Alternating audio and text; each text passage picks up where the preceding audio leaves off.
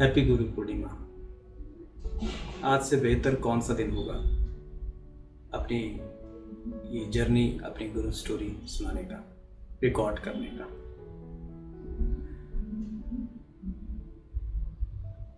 '98 में जब सीमा ने ये आर्ट और वेग का प्रोग्राम अटेंड किया था, मुझे तो शेयर भी नहीं किया था और ना ही मैंने उससे पूछा, क्योंकि मैं शुरू से ही थोड़े इंटेलेक्चुअल टाइप, लॉजिकल ब्रेन को ज़्यादा इस्तेमाल करने वाला रहा।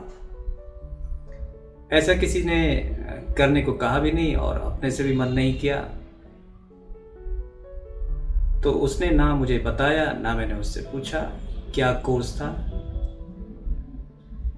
लेकिन कुछ महीने बाद ही जो हमारे फाउंडर हैं श्री रविशंकर, उनका गुड़गांव में आना हुआ और हमारे एक ही टीचर थे गुड़गांव के, रश्मि जी, जिनसे सीमा ने कोर्स किया था। उन्होंने सीमा को फ़ोन करके पूछा कि ऐसे ऐसे गुरुजी आ रहे हैं, तो उनको मिलना है क्या। तो वो तो तुरंत उसने हाँ बोल दी, लेकिन अकेली तो जा नहीं सकती थी। वो मुझे कॉल किया कि आप लेके चलो। मैंने कहा चल देते हैं। तो वहाँ पहुँचे, कहीं पालम विहार में फार्म हाउस पर उनका स्टे था और वहाँ पर कुछ लोग ही थे, ज़्यादा लोग भी नहीं थे। उस वक्त की बात है, इतने लोग होते नहीं थे। तो जैसे ही फार्म हाउस में एंटर किया, अलग अलग तरह के लोग मिले, अलग अलग वेशभूषा थी, मस्त दिख रहे थे सब। नितिन भैया, ऋषि नित्य प्रज्ञा, जो उस वक्त नितिन भैया बोलते थे, वो मिले और दूर से नज़र पड़ी रश्मि जी पर और उन्होंने बोला कि आओ आओ तुम्हें मिलवाते हैं। तो गुरुजी एक कुटीर में थे और कुटीर में जब हम एंटर किए तो अंदर से भी महकने की, चहकने की आवाज़ आ रही थी। खूब ज़ोर ज़ोर से ठहाका ला के सब लोग हंस रहे थे। गुरुजी एक आसन पर, एक चेयर पर बैठे थे और फर्स्ट आई कांटेक्ट जैसे हुआ, बल्कि मेरे आगे तो सीमा थी, मैं उनके पीछे था और पहला शब्द मेरे लिए उनका निकला कि तुम ऋषिकेश आ रहे हो ना। क्लियर था कि नहीं। तो बोले कि तू क्या करता है। तो मैंने बोला उस वक्त मैं ओरेकल डेवलपर 2000 कर रहा था। मेरा एक फ्रेंड यूएस में था, उसने मुझे ये प्रोग्राम करने को बोला था और ऐसे प्लान था कि मुझे ये सब फिनिश करके, उसने वहाँ इंतज़ाम किया हुआ था, मुझे यूएस जाना था अकेले, फिर उसके बाद 6 महीने के बाद फैमिली को बुलाना था। तो क्लैरिटी थी, मेरा प्रोजेक्ट जस्ट फिनिशिंग स्टेज पे था। फरवरी का महीना था, तो मार्च तक कंप्लीट करना था। मैंने बोला नहीं, तो अपना थोड़ा बताया कि मैं ऐसे ऐसे कर रहा हूँ, करता हूँ। तो फिर आखिर में कुछ तो उन्होंने कंक्लूड करके बोला कि ठीक है, तू ऋषिकेश आना। वहाँ से निकले प्रसाद वगैरह लेकर, तो बाहर सब लोग थोड़ा मुझसे पूछने लगे कि तुम्हें तो ऋषिकेश बुलाया है। मैं सबको देखकर यही हैरान हो रहा था कि इतना ज़्यादा क्यों अटेंशन दे रहे हैं, क्योंकि अब पता है कि गुरुजी कोई बात करते हैं, किसी से बात करते हैं, तो सब लोगों की बड़ी जिज्ञासा रहती है, तेरे को देखा, तेरे से मिले, तेरे से बात की। उस वक्त इतना नहीं था, या मुझे पता नहीं था, या मैंने ही उसको इतना वैल्यू नहीं किया। लेकिन टीचर से पूछा कि भाई ऋषिकेश में क्या होता है, कि ऋषिकेश में तो एडवांस कोर्स होता है। इनका एडवांस कोर्स क्या होता है? वो जो सीमा ने बेसिक कोर्स किया, वो बेसिक कोर्स करने के बाद में हम एडवांस कोर्स कर सकते हैं। तो मैंने बोला मैंने तो बेसिक कोर्स भी नहीं किया। फिर टीचर बोले हाँ हाँ, वहाँ पर बेसिक कोर्स भी होता है पैरेलल में, तो ऐसा करो कि सीमा एडवांस कोर्स कर लेगी, तुम बेसिक कोर्स कर लेना। मैंने कहा कि चलो ठीक है। ऐसे बात आई गई हुई और हम घर आ गए। अगले दिन दिमाग में क्या आया, मैंने ऋषिकेश का सुना था लेकिन कभी गया नहीं था, तो ऐसी मन में आया चलो चलते हैं, छुट्टी मना के आएंगे, सुना है अच्छी जगह है। तो अपने ऑफिस में अपने बॉस से पूछा, डिटेल्स थी हमारे पास, क्या डेट्स हैं। उस वक्त मार्च के पूरे महीने में वहाँ पर कैंप लगते थे। गुरुजी पूरा टाइम 1 महीने के लिए वहाँ रहते थे। फिर अपने बॉस से पूछा, जो हमारे कंपनी के ओनर हैं, कि ऐसे ऐसे मुझे ऋषिकेश जाना है 5-6 दिन के लिए। तो एकदम से वो आउट ऑफ रिएक्ट किया कि क्यों, कैसे? मैं फाइनेंस देखता हूँ, तो फाइनेंस वालों के लिए मार्च का महीना बड़ा इंपॉर्टेंट होता है, क्लोजिंग के कई काम होते हैं। तो उसने बोला, पागल हो गया क्या? मैंने अपनी कहीं जाना था, फ्लाइट की टिकट कैंसिल करा के 2 अप्रैल की कराई है, और तो मैंने कहा हाँ ठीक है, नो प्रॉब्लम। तो मैं वापस अपने कैबिन में आ गया। थोड़ी देर में मेरे कैबिन में मेरा बॉस उठ के आया, अच्छा तुमने कौन सी डेट को जाना है और कब आ सकते हो? मैंने कहा 27 को मैं वापस आ सकता हूँ। वो बोले 27, 28, 29, 30, 31 4 दिन रहेंगे क्लोजिंग का, कुछ तुम पहले से काम करके चले जाओ और आखिर के 4 दिन में यू कैन गो। तो घर में आकर शाम को मैंने सीमा को बताया कि चले क्या, मेरी तो छुट्टी सेंक्शन हो गई। तो सीमा भी उस वक्त स्कूल में पढ़ाती थी, और स्कूल में भी एक मार्च का महीना इम्पॉर्टेंट होता है, एक सेशन ख़त्म करके नया सेशन शुरू होना होता है, नया साल। तो अगले दिन उसने कोई अच्छी साड़ी पहनी थी, और उनके प्रिंसिपल की नज़र पड़ी, साड़ी पर नज़र पड़ी, very nice, very pretty sari, और बहुत अच्छे लग रहे हो। तो सीमा ने भी सोचा कि मैडम का मूड अच्छा है, तो अभी बात कर लो छुट्टी की। तो उन्होंने बोला कि मैम ऐसा है कि हमको 5-6 दिन के लिए बाहर जाना है, तो ऋषिकेश, तो ये छुट्टी चाहिए। तो उस वक्त मैडम को मालूम था कि ऋषिकेश में जाना है, और उनको ये मालूम था कि Shri Shri Ravishankar art of living course नहीं किया था। बोले क्या तुम ऋषिकेश जाओगे बाबा जी के लिए छुट्टी लेके, अभी तुम्हारी उम्र है क्या? हाँ हाँ चलो ठीक है, तुम अपना रिजल्ट सो एंड सो को तैयार करके दे देना जल्दी, और यू कैन गो। तो छुट्टी हो गई, दोनों की छुट्टी हो गई। तो हमारे बच्चे थे, सारांश उस वक्त 7 साल का था, और नारायणी गिन्नी 2.5 साल की थी। तो टीचर को फ़ोन करके पूछा, हम दोनों जा सकते हैं क्या, हमारे साथ हमारे बच्चे भी जा सकते हैं? तो जैसे टीचर होते हैं पहले भी और आज भी, ऑलवेज यस माइंड, हाँ हाँ।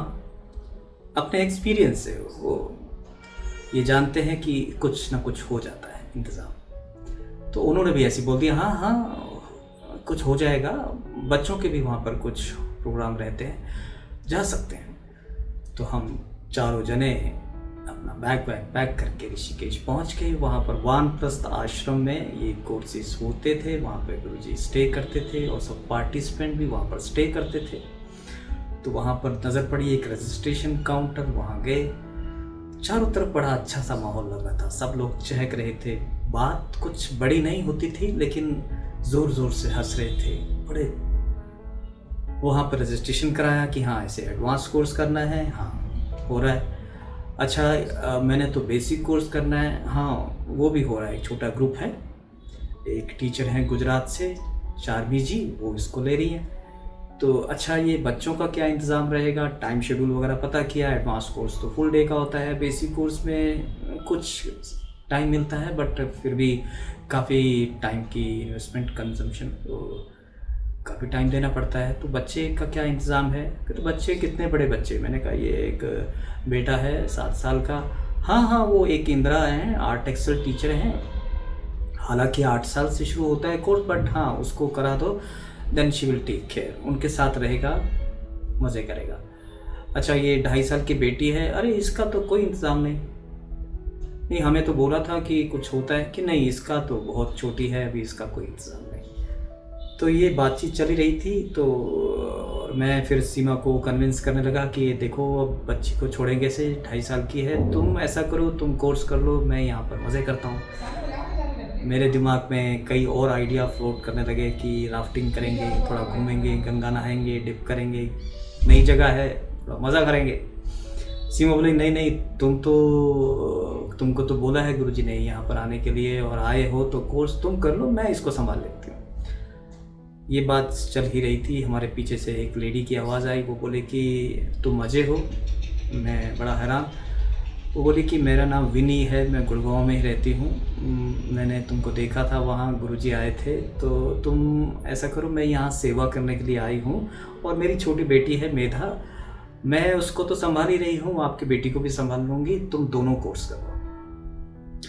अब जानते नहीं थे, पहली बार मुलाकात हुई थी, लेकिन उनके अपनेपन से हमको लगा चलो एक सेशन, फर्स्ट सेशन 3 घंटे का है, उसमें एक बारी देख लेंगे, अगर बात जम गई तो मैं कंटिन्यू कर लूँगा, और सीमा तो कर ही रही है। तो उसके बाद तो क्या था, 6 दिन वहाँ पे रहे और 6 दिन में वो मेरा भी कोर्स हुआ, उसका भी कोर्स हुआ। बीच बीच में कहीं ब्रेक में, लंच में गिनी हमको किचन सेवा में मटर छीलती मिल जाती, कभी खेलते हुए मिल जाती, और सारांश तो बच्चों के साथ ग्रुप में मज़े कर रहा था। तो ऐसे करके वहाँ पर ये कोर्स चल रहा था। और बीच में 3rd डे, मेरे ख्याल से 4th डे या 3rd डे, तो टीचर, हमारा छोटा ग्रुप था, हालांकि एडवांस कोर्स में तो 500-700 पार्टिसिपेंट थे, लेकिन हमारा 27 लोगों का ग्रुप था। जो हमारे टीचर थे उन्होंने बोला कि चलो तुमको गुरुजी से मिलवा के लाते हैं।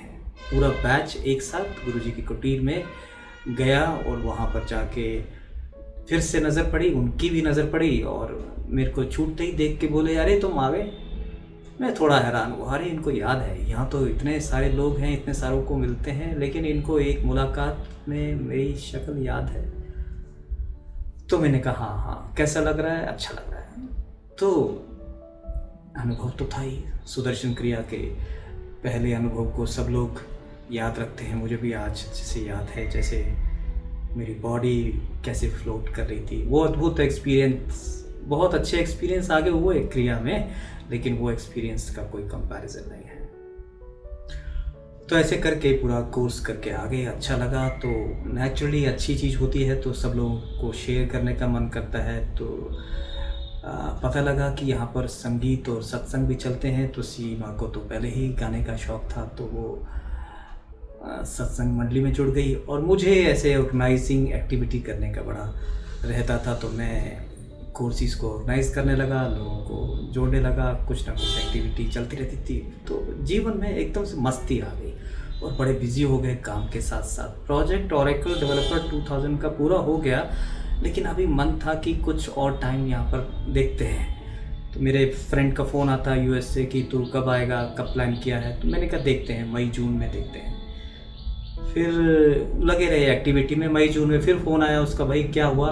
मैंने कहा नहीं, अभी थोड़ा और रुक के आते हैं। करते करते उसकी रेगुलर कॉल आती और उसने बोला कि मैंने यहाँ पर सब इंतज़ाम किया हुआ है, जस्ट कम। उस वक्त US जाने में इतनी ज़्यादा मारामारी नहीं होती थी, या थोड़ी एफर्ट तो ज़रूर होती थी।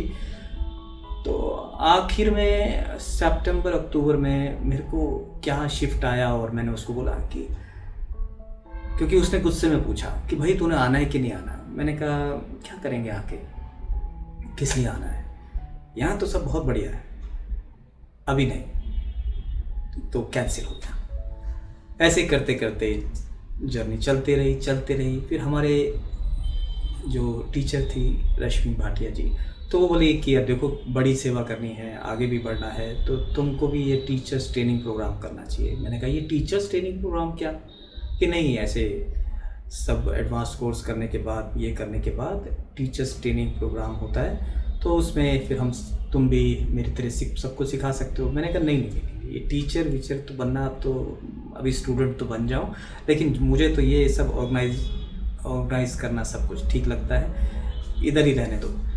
तो कह रहे नहीं, उस वक्त सिंपल था, ऐसा नहीं 2 फेस में TTC होता था, आपको मालूम ही है। और हालांकि मैं चैप्टर इंचार्ज था, तो उस वक्त एक जो लोकल चैप्टर इंचार्ज है वो टीचर रिकमेंड करते थे, वो चैप्टर इंचार्ज उनके जो फॉर्म्स वगैरह साइन करके उनको फेस 1 के लिए भेज देते थे। तो मैं भेजा करता था बाकी सब टीचर्स को, टीचर उनको रिकमेंड करती थी, लेकिन खुद के लिए बिल्कुल क्लैरिटी थी कि नहीं मैं तो नहीं। हालांकि रश्मि जी बोलती थी कि नहीं तुमको जाना चाहिए, ऑर्गेनाइजेशन में बहुत सारी एक्टिविटी है, तुम देखते हो, तो तुम्हारी समझ के लिए, तुम्हारे एक्सपीरियंस के लिए भी अच्छा रहेगा। तो फिर एक दिन की बात है कि मेरा बर्थडे था और गुरुजी दिल्ली में आए हुए थे।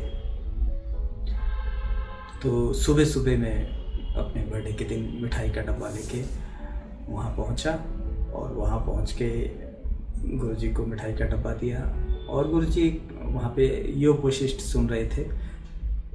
ममता जी बोल रही थी और वो सुन रहे थे और वो फिर थोड़े टाइम के बाद बैठे रहे और वो ख़त्म हो गया और गुरुजी उठ के चलने लगे। तो एक ने बोला कि मेरा बर्थडे है गुरुजी, मैं भी तुरंत बोला कि मेरा भी बर्थडे है। तो गुरुजी बोले अच्छा अच्छा अच्छा। तो उन्होंने कहा वेरी गुड। सागर में एक लहर उठी और फिर ऊपर जाने लगे तो पीछे पलट कर देखा तुम भी ऊपर आ जाओ। तो फिर मेरे को भी ऊपर बुला लिया और वहाँ पर बैठे। तो मेरे को तो कुछ छोटा सा काम भी था, कोई क्लॉथ बैग में बना रहा था, कुछ उसको आगे बढ़ाना था, तो थोड़ी बात करनी थी इसको कैसे करें आगे। तो वो बात तो मेरी 2 मिनट में पूरी हो गई। फिर मैं उठ के जाने लगा।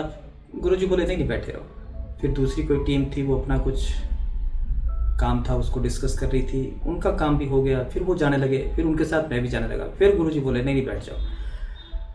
तो और ऐसे करके सब अलग अलग लोग आए, मिलते जा रहे। लेकिन मेरे को हर वक्त वो बोले कि तुम नहीं जाओ, बैठे रहो।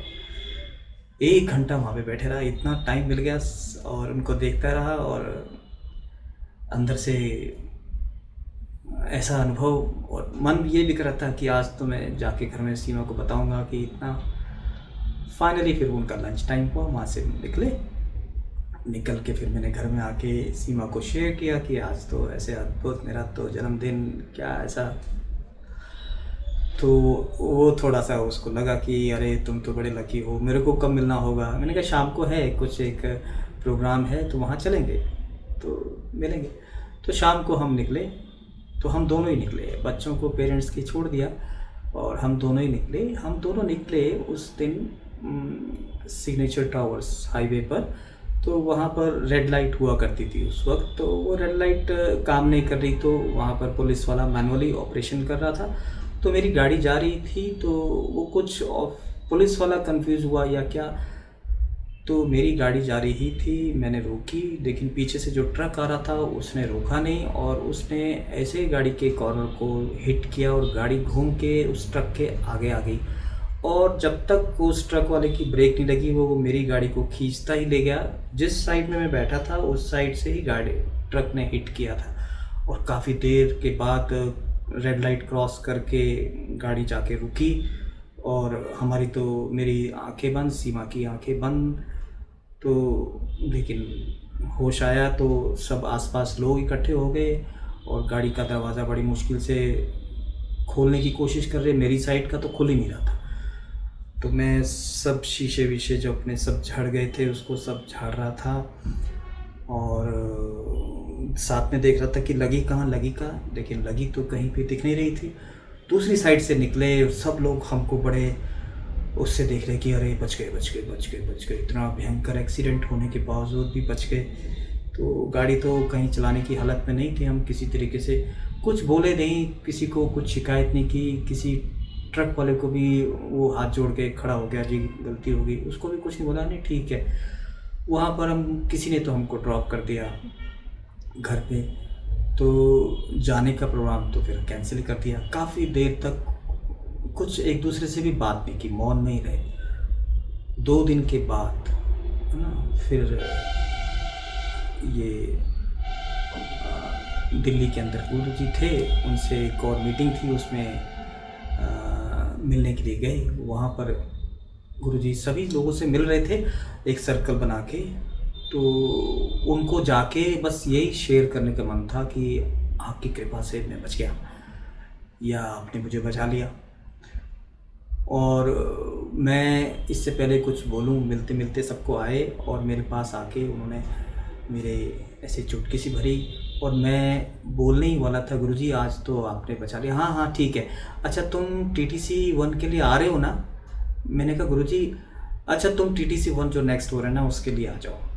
अब तो हुक्म हो गया, जो मैं TTC 1 टीचर्स बनने के लिए सोचता था। फिर रश्मि दीदी ने समझाया कि नहीं, TTC 1 करने का मतलब ये है कि तुम ऑर्गेनाइजेशन को बेहतर तरीके से जान लोगे। मैंने कहा चलो ठीक है। तो 15 दिन का वो था प्रोग्राम, अटेंड किया, बहुत मज़ा आया, सब लोगों से मिला है। और जैसे आता है। और तो फिर उसके बाद फिर काम में लग गया, वही सत्संग करने, कोर्सेज ऑर्गेनाइज करने, सब कुछ करने। तो फेज 2 जाने का कुछ था ही नहीं, क्लैरिटी थी। मैं देख रहा था। फिर करते करते एक दिन ममता कुशवाहा के यहाँ पर शांति निकेतन में गुरुजी का आना हुआ। तो उस दिन जैसे आते हैं गुरुजी की वेट हम कर रहे होते हैं, एयरपोर्ट से आते हैं, उनको रिसीव करने के लिए काफ़ी लोग होते हैं और बाहर सब लोग जो होते हैं उनसे थोड़ा रुकते हैं। उस दिन रुके नहीं, सीधा अंदर चले गए। और अंदर जाने के बाद वो जब बाहर इतनी देर लगा दी कि बाहर सत्संग करते करते भी थक गए, 1.5 घंटा हो गया। और करते हुए बाहर बड़ी देर के बाद आए। और आते आते जैसे मैं नीचे बैठा था घुटनों के बल, तो मैं खड़ा हो गया। मेरे सामने आके रुके कि तू अभी टीचर बन गया? मैंने कहा नहीं। तो वो TTC 2 नहीं किया? मैंने कहा नहीं। क्या कॉल नहीं आई? मैंने कहा नहीं, मैंने अप्लाई नहीं किया। नहीं नहीं नहीं, जो भी नेक्स्ट उसके अंदर जाओ। फिर हुक्म हो गया तो जाना ही था, कोई आर्गुमेंट ही नहीं थी। तो ऐसे करके फिर TTC 2 के लिए चले गए। जैसे होता है, हम लोग उस वक्त इतने कोर्सेज ऑर्गेनाइज करके, इतना सब कुछ करके एक्टिव थे, कोई वो नहीं था वहाँ पर। अगर उस एंगल से देखें परफॉर्मेंस, या वो बहुत बड़ा ग्रुप भी नहीं था, हमारा 54 लोगों का ग्रुप था। तो आखिर में आते आते होता है कि कौन टीचर बनना है, कौन नहीं बनना। उस टाइम इतना लाइट नहीं था, या थोड़ा मुश्किल हुआ करता था। सब लोग एकदम क्लियर नहीं होते थे। लेकिन अपने लिए तो मेरे को कुछ पता नहीं था कि पूरा ठीक है, क्लैरिटी थी, कॉन्फिडेंस था। ग्रुप में भी सब लोगों के साथ में हम ब्राइट स्टूडेंट की तरह ट्रीटमेंट मिल रहा था। तो पूरे कॉन्फिडेंट। और गुरुजी ने बोला था, गुरुजी के इनविटेशन से हम आए थे ये भी। लेकिन लास्ट डे फिर रिजल्ट अनाउंस हुआ कि 30 आउट ऑफ 54 36 टीचर्स। तो उस लिस्ट में तो नाम था ही, होना ही था। लेकिन फिर थोड़े घंटे के बाद फिर अनाउंसमेंट हुई, वो जो 36 वाली लिस्ट थी वो गलत है, अभी फाइनल लिस्ट आई है, but now only and only 17 teachers. तो जाके पूछा कौन कौन है, उसमें मेरा नाम नहीं। अरे ये कैसे? तो वहाँ शुरू हो गई। और मेरे साथ जैसे को पार्टिसिपेंट होते हैं, एक जयपुर से एक और टीचर थे, वो भी थे, उनका भी नाम नहीं। ये कैसे हो सकता है? तो एकदम से सारी नॉलेज गायब और कंप्लेंट शुरू। नहीं, उसके साथ जो मेरी को पार्टिसिपेंट थी, उसके साथ भी सेम केस था। वो भी गुरुजी के कहने पर वहाँ पर फेज़ 1 फेज़ 2 करने के लिए आई थी। और मैं भी ऐसे ही सोच रहा था कि ऐसे कैसे, हम तो अपनी मर्ज़ी से आना भी नहीं चाहते थे, आए किया, यहाँ तो सब ठीक लग रहा था, फिर मेरा नाम कोई लिस्ट में क्यों नहीं? तो लेकिन इससे ज़्यादा बड़ी बात ये थी कि जो 36 लोगों ने पहले जो लिस्ट में अनाउंसमेंट होने में जो टीचर बन गए थे, उनमें से जो लोग गायब हुए अब नेक्स्ट फाइनल लिस्ट में, उनको ज़्यादा परेशानी थी मेरी तरह। तो ये सारे 15-20 लोग बड़े परेशान थे कि पहले आपने बोल दिया टीचर बन गया, हमने तो अपने घर में भी बता दिया। और वहाँ पर तो कई तो ऐसे बोल रहे थे कि हमारे लिए तो सबने सिटी के अंदर कोर्स प्लान करने की भी बात कर ली। तो अब एकदम से बोल के फिर नहीं बनाना, ये कुछ अजीब सा लगा।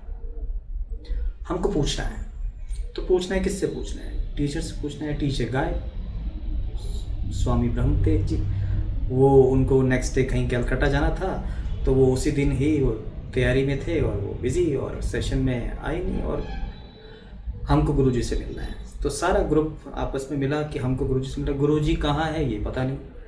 फिर हम शक्ति कुटीर के बाहर वेट कर रहे, तो वहाँ पर किशोरदा मिले कि हमको गुरुजी से मिलना है। तो क्या हुआ कि नहीं नहीं, हमारे साथ ऐसा हुआ, पहले बोल दिया कि आप टीचर बन गए हो, और अब बोल रहे हैं कि नहीं, अब आप नहीं, आपको दोबारा आना पड़ेगा।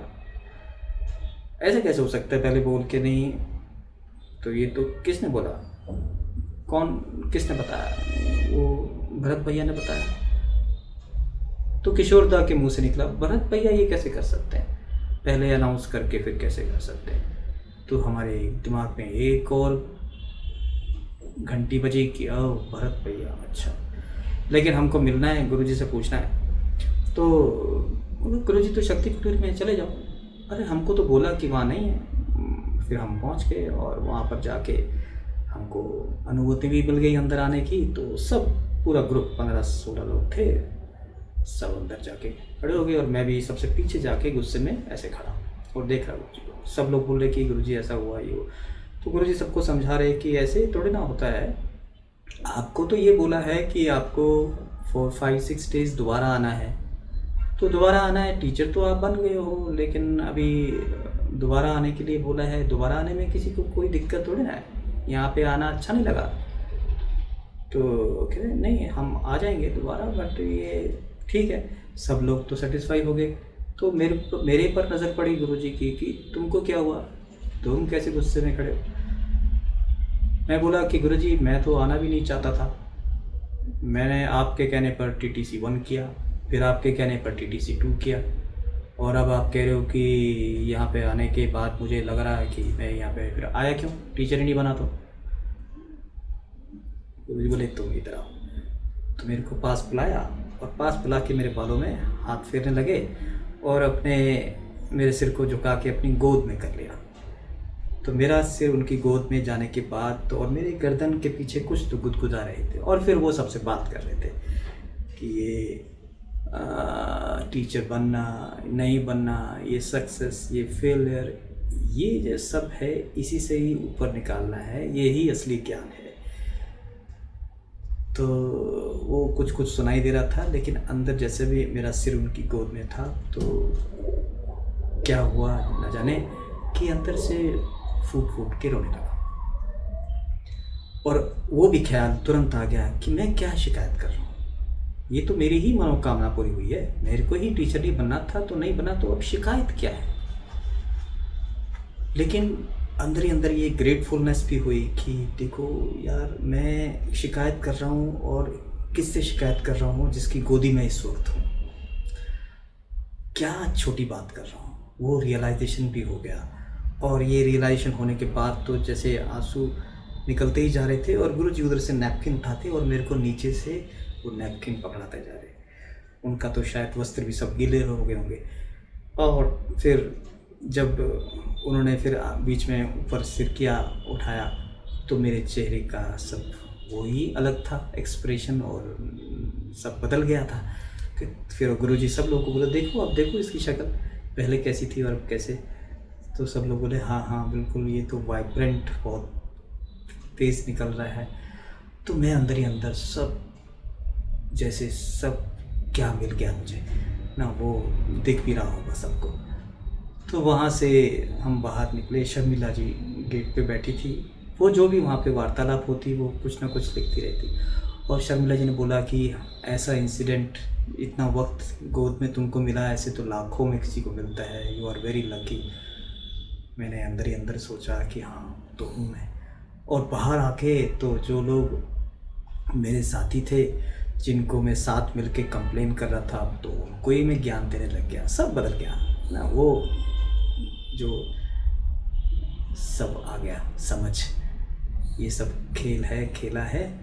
तो ऐसे करके वहाँ पता लगा कि नेक्स्ट 5 डेज़ के लिए, कभी 5 डेज़ के लिए आप सबको बुलाएंगे फॉर फेज़ 3 टाइप कुछ डिज़ाइन कर रहे हैं फर्स्ट टाइम, तो उसमें आना है। तो ये सब बातें तो ज़रूरी नहीं थी, लेकिन इन्फॉर्मेशन लेके आगे 1 साल से ज़्यादा निकल गया। फिर अचानक एक दिन लेटर आया, खबर आई कि हमको और जाना है फाइनल एक और राउंड के लिए। तो वो जाने के साथ में एक कंडीशन, उस वक्त में सब ये बोल चुका था बना नहीं बना क्या टीचर का। और उस वक्त जब आया इनविटेशन, उसके साथ में एक कंडीशन भी आई कि आपको DSN कोर्स भी करा होना चाहिए। उससे पहले DSN कोर्स कंपलसरी नहीं था, करा हो तो ठीक है बट कंपलसरी नहीं था फॉर TTC। और इतने ज़्यादा डीएसएन कोर्स होते भी नहीं थे। तो मैंने डीएसएन कोर्स नहीं किया था, हालांकि मैं 4 डीएसएन कोर्स ऑर्गेनाइज कर चुका था।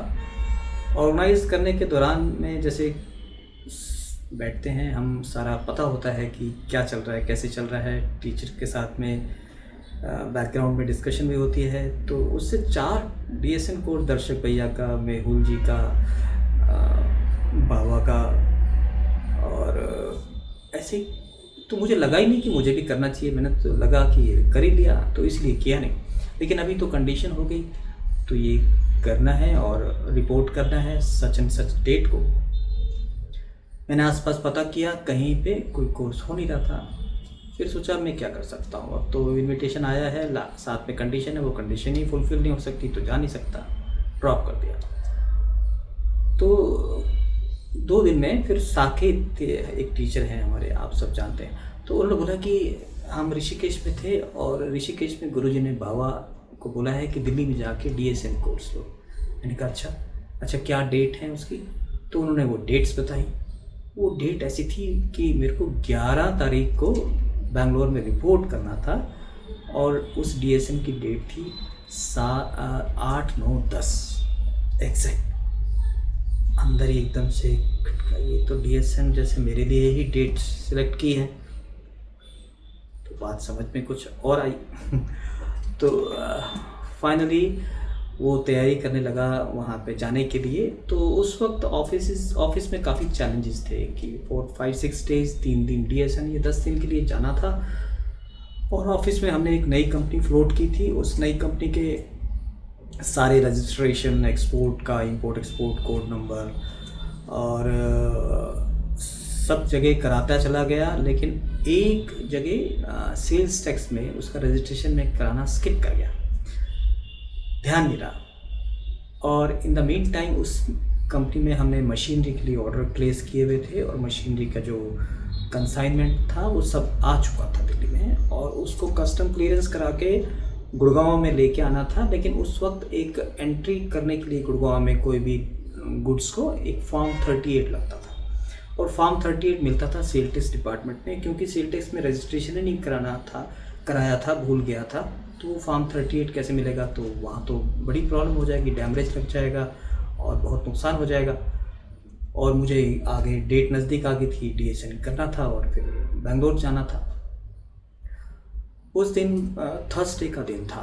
वो थर्सडे का दिन, क्योंकि सेल टैक्स में रजिस्ट्रेशन भी एक दिन का काम नहीं है, 2-3 दिन लगते हैं। लोग आते हैं, इंस्पेक्ट करते हैं फलाना, फिर उसके बाद कंप्लीट होने के बाद फॉर्म 38 इशू कराते हैं। मैं गया एकदम से कॉन्फिडेंट होकर, वहाँ पर एक ईटीओ थे, उनको बोला कि ऐसे ऐसे समस्या है, मेरे को हर हालत में फ्राइडे को जाना है, और मेरा फ्राइडे, सैटरडे, संडे कोर्स है, और उसके बाद मंडे को मेरे को बेंगलोर जाना है। मेरे को आज की डेट में रजिस्ट्रेशन चाहिए और फॉर्म 38 चाहिए, कुछ भी कर, कोई भी डॉक्यूमेंट में कमी है बाद में पूरी हो जाएगी। मुझे जानता था।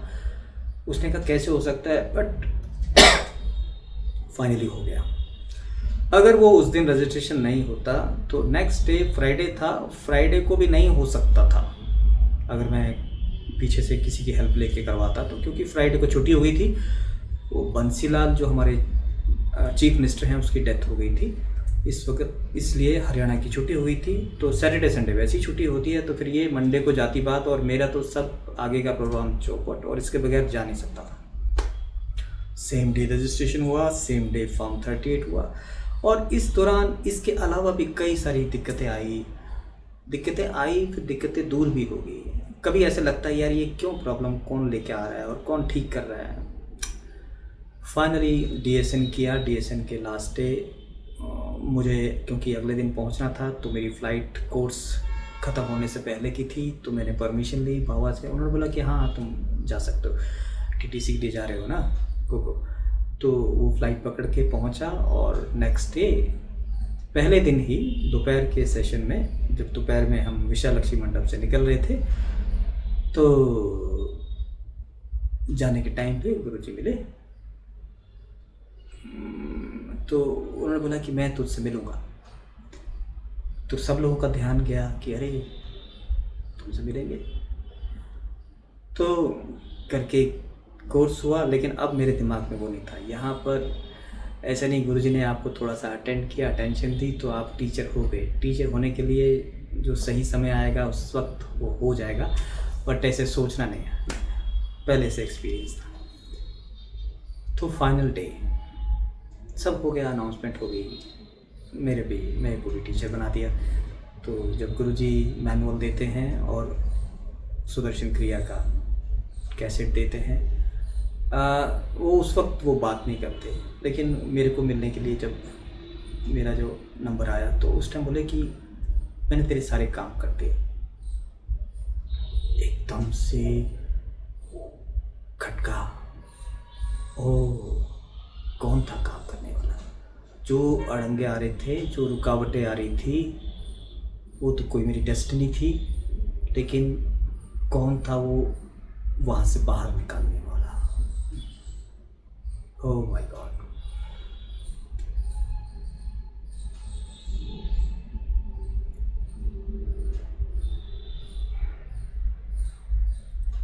वही थे हर वक्त। कितने तो कुछ तो संचित कर्म होंगे, कुछ तो कठिनाई बाधाएं जो आ रही थी, कितने तो उन्होंने कर्म काटे होंगे। गुरु है ना, ये आपके भाग्य को बदल देते हैं, मैंने खुद अनुभव किया। जब मुझे यूएस जाना था तो कोई एस्ट्रोलॉजर थे, उसने बोला कि तुम्हारा ये एक ऐसा वी बनता है। जब दो रास्ते मिलते थे, एक रास्ता था प्लेंटी ऑफ मनी एंड बाहर विदेश यात्रा सब कुछ, और दूसरा रास्ता spiritual path of wisdom, and तुमने ये वाला रास्ता चुना। मैंने क्या चुना? गुरु ने, हमारे मास्टर ने मुझे इस रास्ते पे डाला। I am so lucky and grateful. मैं अपनी लाइफ से या देखूं मुड़ के, एक ही अचीवमेंट है, सिर्फ एक ही, कि मेरे master of the master Shri Shri Ravishankar ji. अगर आर्ट ऑफ लिविंग को मैं अपने जीवन से निकाल दूं तो I am zero. I am hero with the art of living only. आज गुरु पूर्णिमा के दिन मैं अपने जीवन के लिए पूरा कृतज्ञ हूँ, पूरे ग्रेटफुल के होने के साथ उनकी कृपा को हर वक्त, हर मोमेंट महसूस कर रहा हूँ। आई एम थैंकफुल, और मैं उपयोगी बनूँ, मैं किसी भी काम आ सकूँ। I am always, I will be always available. जय गुरुदेव।